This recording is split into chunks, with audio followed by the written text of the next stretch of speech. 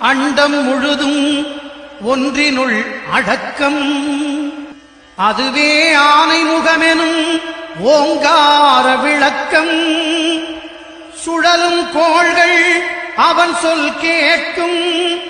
அவனை தொழுதால் போதும் நல்லதே நடக்கும்.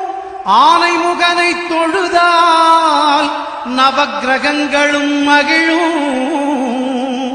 நல்லதே நடக்கும், நல்லதே நடக்கும்.